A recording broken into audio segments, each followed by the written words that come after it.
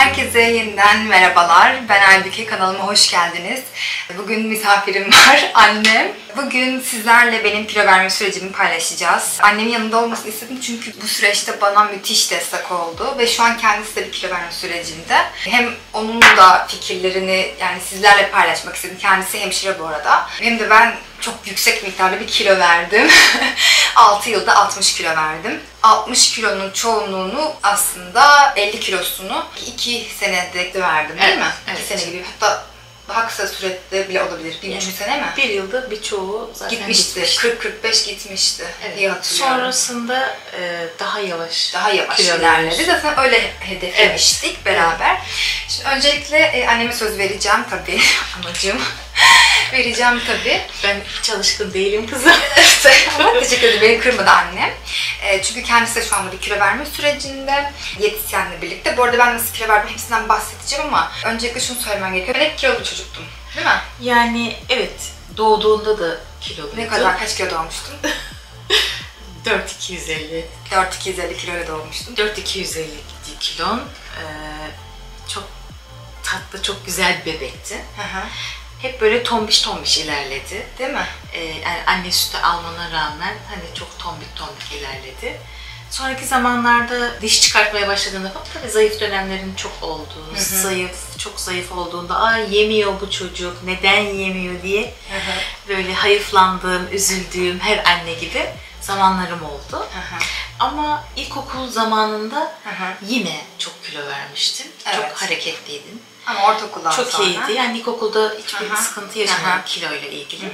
Yalnız ortaokul sürecinde tabii sürekli yer değişikliği, asker eşiyim, asker kızı. O yüzden yer değişikliği olduğu için sanırım artık bilmiyorum nasıl bir psikolojiye girdin ya da beslenme alışkanlıkları. Benim çok nöbet tutmam, babanın sürekli nöbetlerde olması, tencere yemeklerini ne kadar kaynatmaya çalışsak çocuksunuz. Bir de iştahım çoktu. İştahlıydı. Evet, çok iştahlıydım. Sonra lise 3'e kadar kilo aldım. Yani çok kilo aldım. Bayağı bir kilo aldım. 94 kiloydum anne. 94 kiloydum. Sonra bir 72'ye kadar düştüm sonra ben lise spor. 3'te. Yıl 2014. Spor. Diyetisyen var mıydı? Diyetisyen yoktu. Çok hatırlayamıyorum. Ama sana bir şeyler hazırlıyorduk. Evet, ben dikkat ediyordum. Çok dikkat ediyordum. Ve sürekli yürüdüğümüzü hatırlıyorum. Sürekli. Hastaneye yürüyordum. Oradan sen okula geçiyordun. Hani o zamanları hatırlıyorum açıkçası. Kesinlikle çok sıkı bir diyetti o zaman benim için. Ve lise 3. sınıftaydım. Yıl 2013-2014. 10 sene önce. Kahvelerimizi içeriz. Çok heyecan yaptık. 10 sene önce 94 kilodan 72 kiloya kadar düştüm. Tamamen kendi çabalarımla.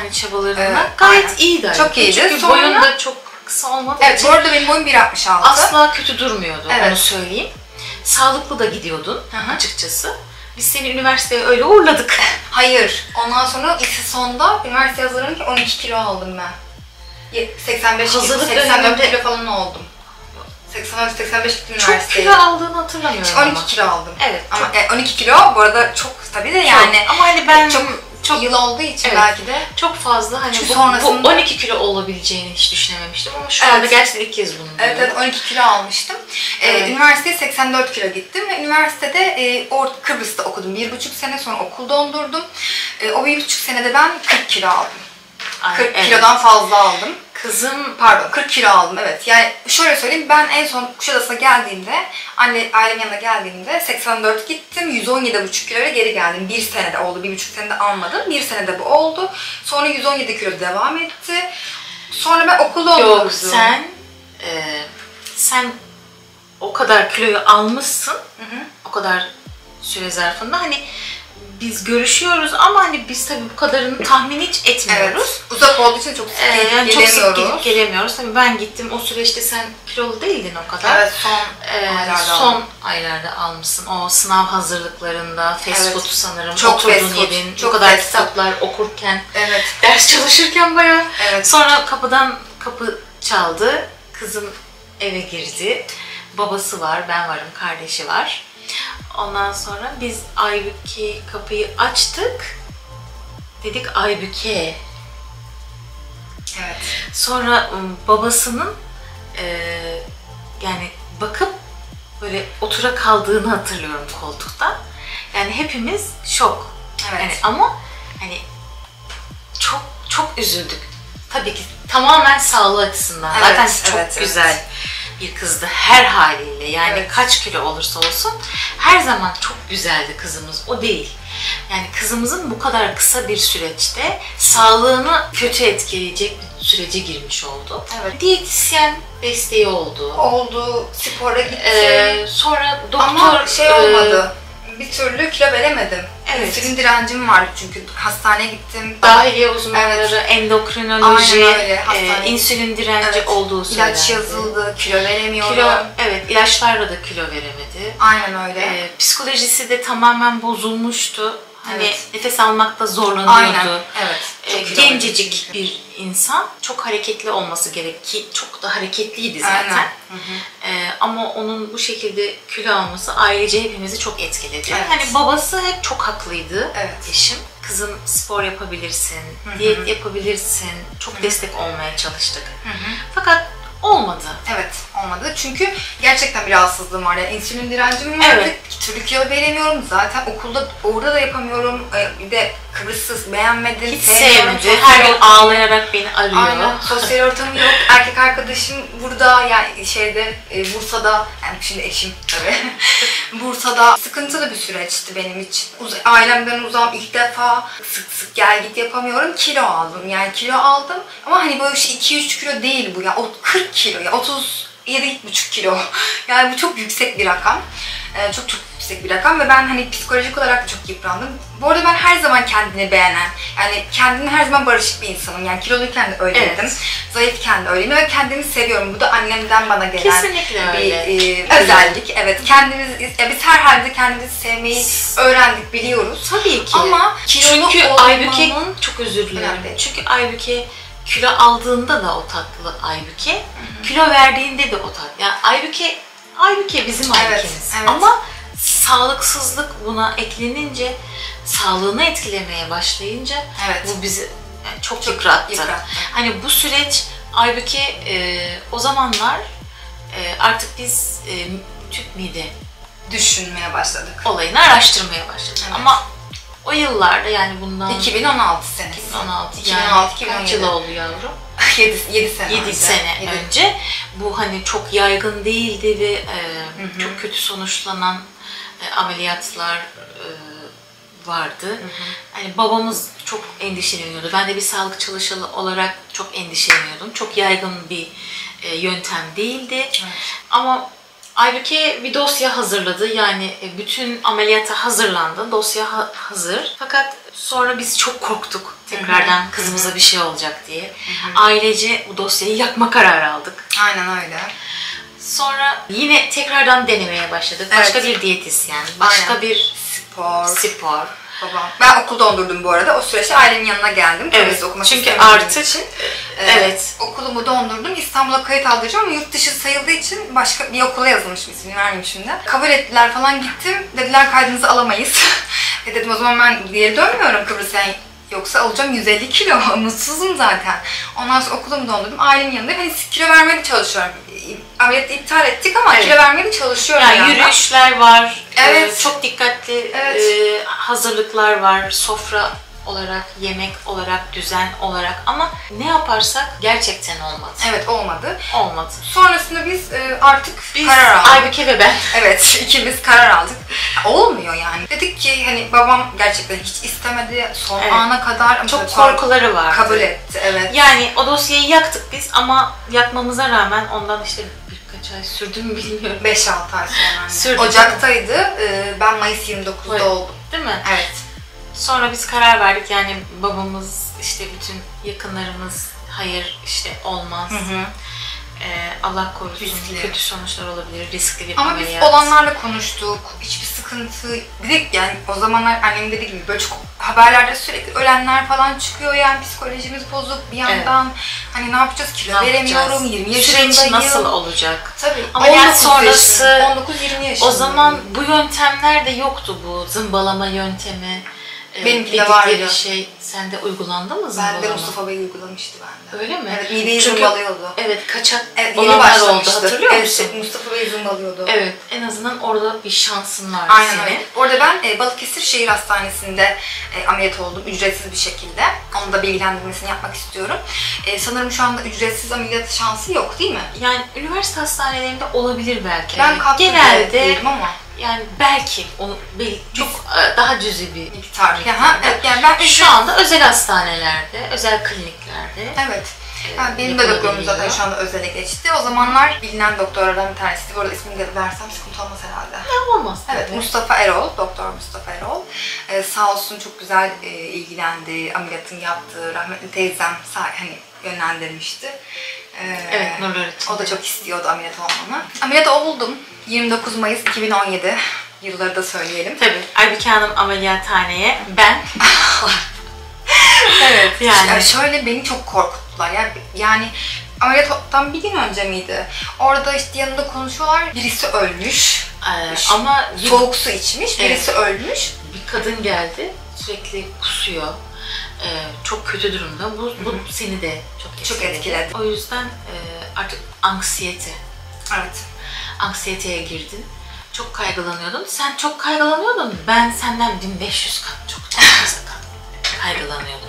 Evet. Hani sana belli etmiyordum ama tabii öldüm dirildim. Çünkü babanın onayı yok. Ya onayı var da. Onayı yani var ama hani isteksiz isteksiz gönderiyor. Aynen, çünkü hani ya yavruma bir şey olursa. Aynen. Tabii ki her baba anne gibi. Ya ben şöyle söyleyeyim, ben gözü kararttım. Yani burada ailemin bir suçu yok aslında. Ben gözü tamamen kararttım. Dedim ki ben olacağım. Hani isterseniz onay verin. Ben 20 yaşındayım. Hani isterseniz gelin, isterseniz gelmeyin. Annem tabii ki destek oldu sağ olsun. Çünkü olacağım diyorum. Nasıl bir şey yok gitmezsin? Yani. Aynen yani öyle. Nasıl onun yanında olmazsın? Tabii ki böyle bir şey yok. Tabii ki. Ama iyi ki de yanında olmuşsun. Evet anneciğim. Evet. İyi ki elini tutmuşuz. Baban, ben, kardeşin, sevdiklerimiz. İyi ki. Evet. O süreçte tabii Burak şimdiki eşim de o zaman çok destek olmuştu. Ailemle birlikte ailemin hakkını hiç ödeyemem. Tabii yani ailem o kadar çok vakıf değildi Burak'a o zaman. Burak da onlara vakıftıydı. Daha çok gençtik çünkü 20 yaşlarındaydık. Evet. Sağ olsun oğlum da, Burak'ım da çok destek vermiş. Tabii Aybüke bunları bize sonradan anlatıyor. Evet. Biz de minnettarız o konuda. Kararımızı verdik. Kızım ameliyatına oldu. Biraz ameliyat sürecinden bahsetmek istiyorum.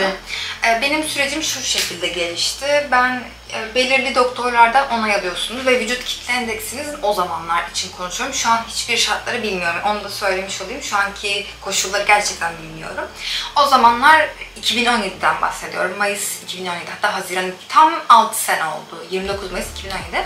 Şöyleydi, vücut kitle endeksinizin 40'ın üzerinde olması gerekiyordu. Yani boyunuzu ve kilonuzu hesaplıyorsunuz. 40'ın üzerinde olması gerekiyor. Benim de tam olarak 40,5 falandı. 40 üstüydü yani. Tam sınırdaydım ben. Ondan sonra tabii onaylandı. Ya devlet hastanesi olabilmek için 40'ın üzerinde olması gerekiyor. Bu arada ben devlet hastanesi nezdinde konuşuyorum. Çünkü özel hastanelerle ilgili bir fikrim yok. O zaman öyleydi. Belirli doktorlara onay almıştık değil mi? Birkaç doktor gezmişti, onay almıştık. Konsültan hekimlerden. Ameliyat olmam için olabileceğime dair onaylar almıştık. Daha sonrasında tabii ameliyatım gerçekleşti. Bir gece yoğun bakımda kaldım. O standart prosedür olarak işliyordu. Yani herhangi bir aksaklık olmadı. Gayet güzel geçti ameliyatım. Hatta yoğun bakımda hiç uyumadım. Çok acılıydı. Şunu söyleyeyim ki benim yani itiraf etmem gerekiyor. Evet acılıydı çünkü canım çok kıymetli benim. Ve ben ya onu her şeyi göze aldım. Ertesi gün 5 günde servise çıktım ve 5 gün hastanede kaldık. Evet, biz o zamanlar 5 gün hastanede kaldık. Evet, 5 gün kaldık. Aynen. Bir hastane sürecimiz oldu. Ama Aybüke her ameliyatta olduğu gibi, mide tüpü ameliyatında olduğu gibi hemen birkaç saat sonra ayağa kalktı. Yürüyüşlerimizi yaptık. Evet, düzenli yürüyüşlerimizi yaptık. Hastaneden çıktığımda 9 kilo vermiştim. 5 günde? Evet, 9 kilo vermiştim. 9 kilo vermiştim. Bu arada ben asla bu ameliyat sürecini vesaire sizlere ya da işte biraz anlatacağım diyet sürecimi sizlere yapın diye anlatmıyorum. Tamamen burada kendi deneyimlerim ve bize anı kalması için yapıyoruz biz bunu. İleride izleyebilmek adına ve sizlere de belki bir faydası olur, örnek olur. Aynen. Çünkü ben aynı arada yaşadım. Yani zor bir süreçti. Neyse bir hafta sonunda 9 kilo vermiştim. İlk bir hafta zaten ilk 2 hafta full sıvıyla beslendim. Evet. Sonraki 2 hafta püreyle beslendim. Bir ayın sonunda katıya geçti yavaş yavaş. Biz o dönemde şu anda tabii doktorlarımız ne öneriyorlar? Hani çok bir fikrimiz yok. O dönemde biz ilikli kemik suları kaynattık ve dondurucuyu doldurduk. Bunu hatırlıyorum ben. Yoğurt gibi olan ne? Kefir. Kefir, evet. Laktozsuz süt. Laktozsuz süt. Hala öyle içiyorum. Hala öyle içiyorsun. Kızımda o kadar başarılı olması, 6-7 yıldır hiç kilo almayıp daha da sağlıklı beslenmesi, sağlıklı hayat sürmesi, önerilere gerçekten kulak vermesi. Hani ben zayıfladım, nasıl olsa hani ne yersem olur gibi olmadı onda. Evet. Sıvı ile katıyı her zaman ayırıyor. Hatta aynen. bana kızar. Anne bir türlü öğrenemedin der. Sıvı ile katıyı hala ayırıyor. Asitli, gazlı içecekler asla alkol almıyor. Çok dikkatli. Özellikle son 6 aydır. Yani son 6 aydır spor artı diyet. Halbuki çok iyi gidiyor. Tabii ben de çok takdir ediyorum çünkü o kadar kilolardan, o kadar sağlıksız bir yaşamdan, o kadar güzel bir sürece girmesi, sağlıklı hayatını sürdürmesi, kendisini çok iyi hissetmesi, bu bizi de çok mutlu ediyor. Ama kendisini de çok mutlu ediyor. Ben de ona armağan olsun diye bu videoyu çekmeyi kabul ettim. Evet. Çünkü kızım bunu hak etti. Canım annem. Annem. Çünkü gerçekten bunu hak ettin Evet, sen yani. evet. Teşekkür ederim anneciğim. Yani, çok sağ ol. Senin desteğin annem. Yani bravo. şöyle ameliyattan sonra annem benimle gerçekten bebek gibi ilgilendi ve ben çok nazlı bir süreç geçirdim. Çünkü korkuları vardı. Korkuyordu. Ölmekten korkuyordum. Ölmekten korkuyordu yavrum. Aynen öyle Yani ama ona biz de rağmen, korkuyorduk. Ne yalan söyleyeyim. Evet. Gözünün içine bakıyorduk. Yani bilmiyorduk ki neydi, ne değildi. Şöyle, ben ilk bir senede 117 kilodan 70 kilolara kadar düştüğümü hatırlıyorum. Yani çok geçmiş zaman olduğu için tabii çok net de hatırlayamayabiliyorum bu arada. Ama sonrasında 68 kiloya düştüm yani bir şekilde ve ben yıllardır hep 68 ile 62 arasında gidip geliyorum. Evet, Aybüke. Hep böyle sorduğumda yani. anne 63.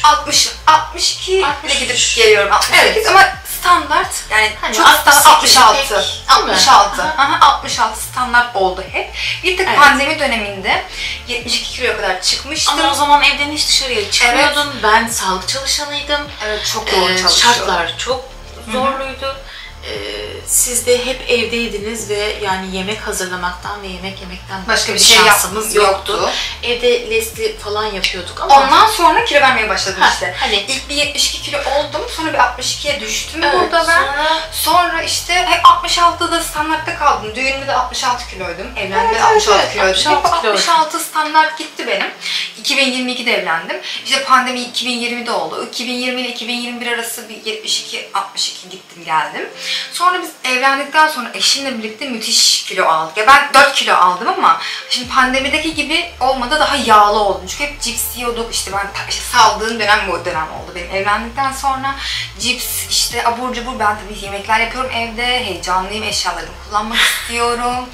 Ondan sonra bir sürü abur cubur yiyoruz. Geceleri film izliyoruz. Abur cubur. Ben 4 kilo aldım. Eşim şu anda 10 kiloyu geçti onun da. Daha sonrasında baktım yani bu böyle olmayacak, benim gidiyor. Bir de şöyle bir şey oldu, tam 4 kilo aldım ama müthiş yağlanma yani çünkü sürekli oturuyoruz ve abur cubur yiyoruz. Oturuyoruz, abur cubur yiyoruz. Hani her yerim böyle yağlı, selülitlerim arttı. Ben bu süreçte görüşmedik biz seninle. Öyle çok kısa görüştük anne. Teyzemin rahatsızlığı olduğu için çok kısa görüştük. Sen çok hatırlamıyorsun. Ablamın rahatsızlığı olduğu için evet. O dönemde evet çok kısa görüşebildik. Doğru. Ben bir karar aldım. Doğum günümde kendime hediye olarak diyetisyene gitme kararı aldım. Dedim hani bu şekilde. Çünkü hayalimde 50 kiloları görmek var ama 60'lardayım, hiç sorun da yapmadım. Benim için tamamen iyiydi. Her şey çok güzeldi. Ama o hayalimdeki kiloya ulaşmayı bir istedim. Ondan sonra diyetisyene başladım. Doğum günümde hediye aldım kendime. Aralık ayıydı. Aralığın sonunda başladım. 70 kiloyla. Şu anda 59 kiloyum ama yani tam 60 kilo vermiş sayılmıyorum ama bir 1,5 kilom daha var. O 1,5 kiloyu verdikten sonra tam 60 olacak. Hedefim zaten 57 kilo olmak. Daha fazla inmek istemiyorum. Vücudumu şekillendireceğim. Bu süreçte de 6 aylık süreçte de gerçekten çok sıkı bir, yani çok sıkı bir diyetisyenin verdiği her şeye uyduğumu söyleyebilirim. Evet. Neler yaptım? Ben bu süreç aslında şunu da anlatmak istiyorum. Ben neler yedim, neler yaptım. Ameliyat sürecim zaten şu şekilde ilerliyor. Süreçten bahsetmedik.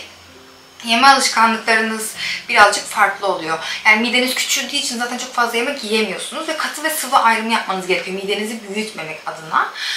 Katı ve sıvı ayrımını hep yaptım. Hani çok nadiren ayran içiyorum yani yemeklerin yanında. Evet, yemeklerin yanında sıvı almak o yok. Evet. Asitli içecekler kesinlikle zaten yok. Hani ödül olarak yapıyordun Aybüke. Evet. Hani sevdiğin bir lahmacunun yanında ayran mesela içiyorum tabii. Öyle. Maden suyu ben yıllardır içmiyordum. Evet. Son 6 aydır diyetisyenim artık içebilirsin dediği için içiyorum. Bekletip içiyorsun ama değil mi? Ya da çıl mı yapıyorsun? Şey yapıyorum, yemeklerin arkasından ya da önünden değil, mesela açken içmem gerekiyor. Öyle mi? Onu bilmiyorum. Açken içiyorum. Zaten genelde daha az gazlı maden suları alıp içiyorum midemi acıtmasın diye. Orada benim en sevdiğim şey maden suyuydu. Yani günde 3-4 tane içerdim ve ben ondan vazgeçtim. Yani yıllarca da içmedim. Evet. Şu anda içebiliyorum. Çok mutluyum. Ki ben normalde, o kadar çok sevdiğin şeylerden vazgeçtim. Evet. Normalde 2 senenin sonunda da iyi içmeye başlayabiliyormuşsun diye biliyorum. Evet, ama ben içmedim. Evet. Riski alamazdım. Evet. Aynen içmedim. Yemek süreçlerinden bahsedeceğim. Neler yedim, neler yaptım. Dediğim gibi ameliyat sürecimde hep böyle sık ve azar yiyordum mecburen. Çünkü çok yiyemiyorsunuz zaten ve sıvıyı aslında almanız gerekiyor ama çok sıvı da alamadım. Evet. Çünkü doyuyorum, yarım saat bekliyorsun, su içmeye çalışıyorsun. Artık bebek midesi olmuştu. Evet. Şu an yine normal yani tabii ki mideniz ilk 1,5 sene çok şiş oluyor. 1,5 senenin sonunda iniyor. O şekilde bir iştahınız açılıyor. Bu arada kilo almıyorsunuz diye bir şey kesinlikle yok. Dikkat etmezseniz tabii ki alıyorsunuz çünkü mide genişliği küçülen bir şey. Hem de çok kısa dönemde alanlar var. Mesela alkol alanlar. Evet. Çok kısa. Çünkü alkol direkt öyle mide küçülünce direkt zaten. Öyle bir hastam olmuştu. Evet. Çok kilo aldırıyor maalesef. Evet. Ayrıca abur cubur, fast food gibi ürünleri de çok fazla yiyince gerçekten çok kilo alabiliyorsunuz. Benim hani bu süreçle ilgili söyleyebileceğim şey bu. Hani burada şey diyebilirsiniz, ameliyat oldum kolay kaçtığını diyebilirsiniz ama inanın ameliyat olmak bence çok zor bir karardı. Evet. 2017 yılında 29 Mayıs'ta ben ameliyat oldum. Tüp mide ameliyatı oldum. Yaklaşık 68-66 kilolara kadar, 66 kiloya kadar düştüm. Tabii ki arada git geller oldu. Fakat daha sonrasında evlendikten sonra 4 kilo aldım. 70 kiloya kadar çıktım. Bu 70 kiloya çıktıktan sonra bir karar aldım. Kendi doğum günü hediyesi diyetisyene gittim. Bahar'cığıma gidiyorum. Söylüyorum. Diyetisyene gitme kararı aldım. Orada Bahar'la tanıştık. Arkadaşım oldu artık tabii. Ve ben 6 ay gibi bir sürede, hatta 6 ay bile değil 5 ay gibi bir sürede 10 kilo verdim. Bir ayda bu pandemi diyorum, depremden kaynaklı bir gitmedim. Bizim ailemiz, eşimin ailesi etkilendiği için gitmemiştim. Bu son bir ayda da aletli pilatese gidiyorum. Bu arada neler yiyorum, neler içiyorum. Ben tamamen diyetisyenimin bana verdiği bir diyet listesiyle gidiyorum. Ve biz aralıklı oruç yapıyoruz benim diyet listemden bahsedecek olursam. Mesela annem de Bahar'la çalışıyor şu anda. 2 hafta olacak yarından sonra ve kendisi de gerçekten kilo verdi. Annem de ameliyat olmak istiyordu. Babam işte benimkine de izin zaten vermişti. Ben de çünkü çok yani 1 yıl gibi bir sürede 20 kilo aldım. Evet, annem de çok kilo aldı. Hatta annem daha fazla kilo bile almış olabilir. Çünkü ben çok bu kadar kilo gittikten sonra. Kardeşim benim Amerika'ya gitti. Ondan sonra çok kilo aldı. Yaşım itibariyle beni çok yaşlı buldular. Ya hayır. için. Yaşım itibariyle diyet yapmam gerektiğini ve o şekilde zayıf olmam gerektiğini düşündü herkes. Aile olarak. Biz de tabii ne yapalım? Aslında güzel olan herhalde normal bir şekilde. Yani normal şartlarda tabii verebilmek. Evet. Umarım. Evet. Devam. Evet, edecek. Ben inanıyorum. Ben ameliyat oldum ama tabii ki yani ben çok gençtim. 20 yaşındaydım. Yani şöyle kesinlikle ameliyat olun tavsiyesi değil ya da ameliyat olmayın tavsiyesi değil. Tabii tamamen. ki tamamen. Şimdi anne, anlatıyorum. Anlatıyorum. Anlat. Şimdi şöyle, ben diyet listemden bahsedeyim. Annemle ikimiz de Bahar'la çalışıyoruz. Annem 2 haftadır Bahar çalışıyor. Ben 6 aydır gidiyorum Bahar'a. Ben 10 kilo verdim. 2 hafta olmadı. Ya, yarından sonra 2 hafta olacak hayatım. Evet. Benim için çok önemli. Yani benim için çok önemli. Evet, çok önemli çünkü annem asla diyetisyene gitmez. Benim annem asla diyetisyenin kapısından geçmez. Bir kere randevu aldım, kapısından döndü. Asla gitmez, sevmiyor yani, sevmiyordu. Yani bir şeye bağlı kalmak, bir listeye bağlı kalmak. Evet. Ama, Aç kalmak. aynen. Ama hiç aç kalmadım. Hiç aç kalmadım. Çünkü evet, aç kalmayarak zayıf Yani yiyoruz. aç kalmadım, açlık krizlerine girmedim, Girmedin. tatlı krizlerine girmedim. Gerçekten girmedim. Evet, Bahar'cığım sağ olsun. Yani gerçekten girmedim. Evet. Eğer böyle devam ederse sağlıklı bir şekilde ilerlerim diye düşünüyorum. Ben de ama öyle düşünüyorum. yani umarım bu hissiyat hep bende böyle kalır. Evet, yok yok, öyle olacak, ben inanıyorum. Yani ben ameliyat oldum diye, bu arada ben ameliyatı öyle herkese önermiyorum. Yani şöyle, öneri değil ameliyat ya da işte diyet listemden biraz bahsedeceğim. Bunlar öneri değil, bunlar tamamen bizim kendi deneyimlerimiz. Mesela Sizlerle paylaşma. evet, ve bize anı kalması. Anı kalması. Kardeşim izleyecek. Kardeşim izleyecek. Kardeşim burada Amerika'da, bir yıldır o da yok. O yüzden annem aslında çok kilo aldı bu son bir senede. Yani babam bu arada Özdere'de, ya şöyle bizim biraz karışık. Onu da bir kısaca bahsedeyim. Annem hemşire, babam asker. Babam buradaydı. Sonra Şırnak'a tayin çıktı. Şırnak'a gitti. En yakın İzmir'e çekebildik. Özdere'de şu an yarım saatlik mesafede. Mıntıka olarak, burası Aydın olarak geçtiği için burada kalamıyor. İzmir'de kalmak durumunda. Kardeşim Amerika'ya gitti. Ben evlendim. Annem tek kaldı. Öyle olunca, gerçi kardeşim üniversitede de okuyordu ama hani yani üzüldü, çok üzüldü. Ben de çok üzüldüm tabii ama hani biz bu arada kardeşimle çok mutluyuz ama yokluğu üzüyor bizi, öyle söyleyelim. Evet. Yoksa onu çok seviyoruz zaten. Tabii ki. Çok özlüyoruz. Onun dışında annem çok kilo aldı. Ben de işte düğünden sonra kilo aldım. Ben kilo vermeye başladım. Aslında böyle bir şey geldi içime. Yani 50 kilolara gelmek istiyordum. Diyet listesinden de bahsetmek istiyorum. Artık gelelim diyet Tabii. listesine. Nasıl Bahsetmek istersen. istiyorum. Biz hep aynı şeyleri. Hadi artık Başlıyorum. Şimdi ben diyet listesinden bahsedeceğim. Ben bu 6 aylık süreçte gerçekten çok dikkat ettim. Misafirlerim geldi, oldu yemedim, misafirliğe gittim. Bazen yemedim, bazen de yedim. Ama hep dengede tuttum. Biz aralıklı oruç yaptık benim için. Ondan sonra G5, masajı, lenf drenaj ve heykeltıraş diye bir makineleri var onların. Selülit giderici aslında ve yağ yakımını hızlandırıcı. Ama şöyle söyleyeyim, bu makineleri girip işte abur cubur yedikten sonra hiçbir şey fayda etmiyor tabii ki de asla. Ben dikkat çok ettim, çok su içtim. İşte maden suyuna başladım, yeşil çay çok içmedim, yalan olmasın. Çok az içtim. Kahve içmiyorum. İçmemiz gerekiyor. Evet, içeceğiz anne. Evet. İçeceğiz. Annem de son 2 İçmemiz haftadır gerekiyor. gidiyor. Evet. Ben bu 6 ayı anlatayım da. Kafam karışıyor. Tabii. Kafam Tabii. karışıyor, dur. Ondan sonra ben bu 6 aylık süreçte haftada 2 gün diyetisyenime gidiyordum. Son 1 ayı, yani Haziran'dan öncesinden bahsediyorum. 1 ayda aletli pilatese başladım. Uykum geldi aletle. Yok. Aletli pilatese başladım. Düzenli bir şekilde aletli pilatese gittim. Şu anda da yürüyüş yapıyorum. Clothing, yani internet üzerinden bir spor yapıyorum. Evde zaten çok hareket ediyoruz. Sürekli temizlik yapıyoruz. Bir şeyler yapıyoruz. Şikayetçi miyiz? Yok. Anam. Anam, garibanam. Neyse. Çilekeş anam. Yaparım. Şimdi annemi zayıflatacağız inşallah. Aldığı kiloları verdireceğiz. Ondan sonra şu an çok güzel kilo veriyor 2 haftalık süreçte. Çok da güzel değil halbuki yani. Çok da güzel. Bir kilo verdi. Söyleyeyim mi? Geçeyim mi bunu kayıtlara?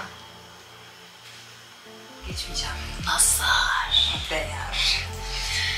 Yani aslında bu videoyu ileride böyle bir anı olarak kalması için anlatıyorum. Belki fotoğraflardan da koyarım böyle kilolu hallerimden şuralara bir yerlere. Şöyle söylemek istiyorum. Yani bence kilo vermek tamamen görüntü için olmamalı diye düşünüyorum. Çünkü ben mesela 66 yıllardır 66 kiloydum. 66'da baktığınız zaman 68. Baktığınız zaman çok zayıf bir insanın kilosu değil. Ama hiç sıkıntı olmadı benim için. Evet. Ben hep mutluydum çünkü sağlıklıydım. Sağlıklı olmak benim için çok önemliydi. Tabii ki. Annem için çok önemliydi, babam için çok önemliydi, eşim için çok önemliydi. Ve ben sağlıklı bir birey olduğumu düşünüyorum. Ama işte düğünden sonra artık çok iyice yağlanınca bir sağlıksız beslendiğim Sağlıksız beslenme. O sağlıklı beslenmeye geçince otomatikman zaten kilo veriyorsunuz. Bir de benim diyetisyenimde gerçekten öyle şeyler yok. Yani bildiğimiz sabahları Türk kahvaltısı yapıyorum. İşte aralarda Türk kahvesi, hurma, ceviz, fındık, akşam bir gün sebze, bir gün et, bazen Aynen. çorba. Bildiğimiz Aslında yani bu yani. Şu an annemin de buna Hayatımda benzer. çok bir değişiklik Olmadı. olmadı. Sadece çikolataları bitter bu arada. Ama ben bitter yiyorum. çikolatalarım yok. Yok. Fındıklı çikolatalarım Yok. Ne? Geldikleri gibi eve Teyzemle birlikte.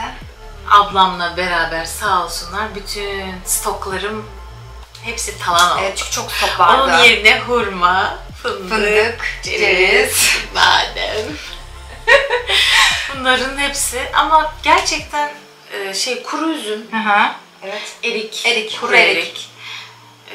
Bunlar güzel şeylermiş. Evet, ya. meyve. Yani güzel Ve- ve sağlıklı şeylermiş. Ve gerçekten çikolata isteğinizi azaltıyor. Çikolata isteğim hiç olmadı. Değil mi? Samimi söylüyorum. Evet. Hiç olmadı. Evet.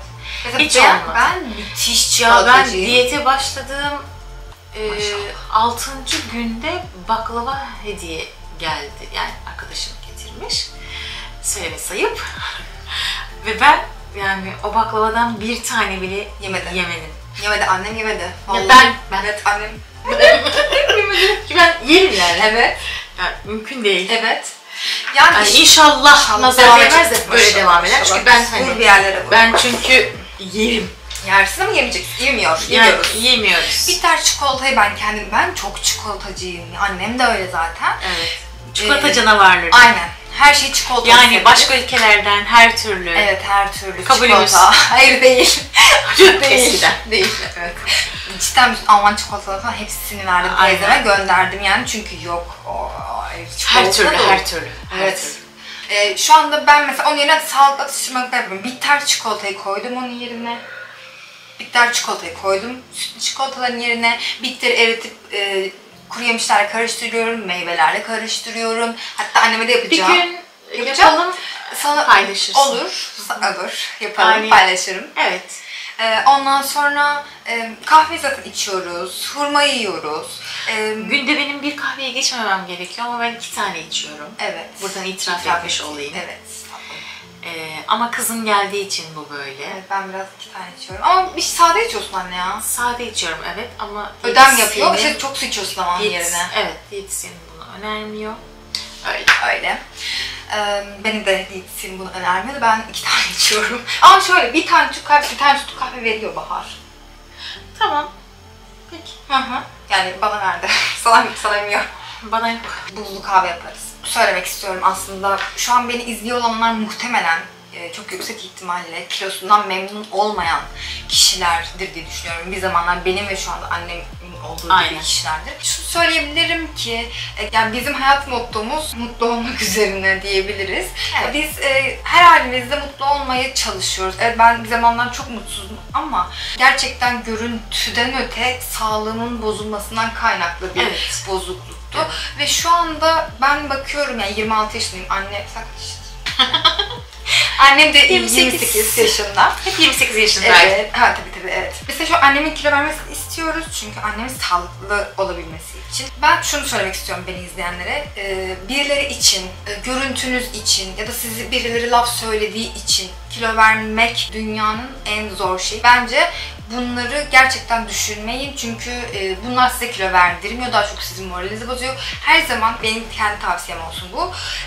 Kilo vermek istiyorsanız kendiniz için. Kendiniz için. Kendi sağlığınız için. Yani Bu süreç benim için de çok zor oldu. Buradan biliyorum. Evet. Sağlık her şeyden önemli. Kesinlikle. O yüzden onun için. Kesinlikle Başka bir şey için değil. Bir başkası için. Mesela eşim, ben 117,5 kiloyken de benim erkek arkadaşımdı, ben 59 kiloyken de benim eşim. Hiçbir zaman benim kilomla ilgili, özellikle genç kızların izleyeceğini tahmin ediyorum. Hiçbir zaman benim kilomla ilgili olumsuz bir yorum yapmadı. Kilolusun ya da zayıfsın ya da kilo ver, kilo al. Ben neyi karar verdiysem onu destekledi. Yanımda oldu. Sağ olsun canım eşim. Askerde şu an. Ve ben çok şanslı olduğumu düşünüyorum ve siz genç kızlar bunu izliyorsanız, ki muhtemelen çoğunun genç kız olacağını tahmin ediyorum. Bir başka, çünkü ben de gençtim bir zamanlar, yani anlayabiliyorum. Hala gençsin hayatım. Anne doğru, 26 yaşındayım. 15 falan yani, ondan bahsediyorum. Çocuktun. Evet. Neyse, bak konuşmam değişti senin yüzünden. Neyse, gerçekten hiç kimse için kilo vermeyin. Ya da işte benim de hala vücudum mükemmel değil ama ben kendimi olduğum gibi seviyorum. Yani evet. Her halimle seviyorum. Sizlere de şunu söyleyeyim. Kilo vermek istiyorsanız bence önce kendinizi sevmeniz gerekiyor. Kendinizle barışık olmanız gerekiyor. Ondan sonra zaten her şey beraberinde geliyor. Sağlığınız için kilo verdiğiniz zaman güzellik de birlikte geliyor. Sağlığınız için spor yaptığınız zaman işte vücut da birlikte geliyor. Yani özgüven de birlikte geliyor. evet, hepsi bir bütün bütün aslında. güzellikler beraberinde geliyor. Evet ve istemek çok önemli. karar vermek, Evet. kararlı davranmak ve tamamen istemek. Kendin için evet, istemek. kendin için istemek ve başkaları için bu hayatı yaşamamak, başkaları için bir karar almamak. Tabii ki. Değil mi? Dediğim gibi diyet sürecim bu şekildeydi. Ben yaklaşık 6 sene evvel bir tüp mide ameliyatı geçirdim. 50 kilosunu tüp mideden sonra. Bu arada ben tüp mideden sonra çok fazla spor da yaptım. Üniversitede okurken de spor yaptım, kendim de spor yaptım. Yani hem spor ve diyet destekli gittim, kilomu verdim. Yıllardır 66 kiloydum. Sonrasında düğünden sonra 70 kiloya çıktım ve artık kilo verme kararı aldım ve diyetisyen destekli son 5 ayda 10 kilo verdim. Ve şu anda kilo vermeye devam ediyorum. Son 2 kilom kaldı. Onu da verdikten sonra sadece artık hani kilo koruyup, aynen kilomu koruyup vücudumu sıkılaştırıp sağlıklı bir şekilde yaşamaya devam etmek istiyorum. Annem de şu anda bir kilo verme sürecinde. İnşallah o da çok güzel sonuçlar alacak. Ben ona inanıyorum. Çünkü annem de gerçekten yıllardır hani diyetisyenin kafasından sokamadığımız insanlar ve şu anda hiç aç kalmadan. Yani doğum günü hediyem. Bu arada evet. Doğum günü hediyesi olarak evet. diyetisyen aldım. Anneme almış. Doğum günü hediyesi. Bana da doğum günü hediyesi olarak gönderdiğinde çok sinirlenmiştim. Ya. Evet. Velemedin. Yani sesimi tabii ne diyeceğim, teşekkür ettim. Ama şu an çok mutlu. Ne bileyim. Ama gerçekten annem maşallah benden de iradeli. Maşallah maşallah nazarlar değmesin yarabbim. Yani aç kalmıyorum ki, ne iradesi. Ben daha çok sadece hani çikolata gerçekten.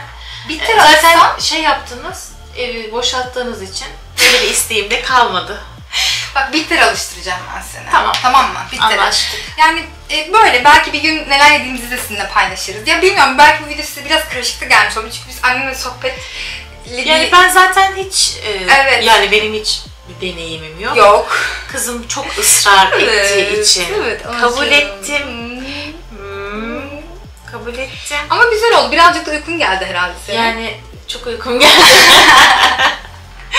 Biraz geç saatte çekiyoruz çok da. Uykum geldi. Evet. Ama uykum çok geldi. Anneciğim çok teşekkür ederim. Yani benimle bana destek olduğun için, bu zamana kadar beni yetiştirdiğin için, yani her zaman destek oldun. Şimdi kendin bir süreçtesin, ben de bir süreçteyim. Birlikte yapıyoruz artık diyetimizi, birlikte uyguluyoruz. Bir ay ben buradayım, eşim askerde olduğu için. Çok üzgünüz.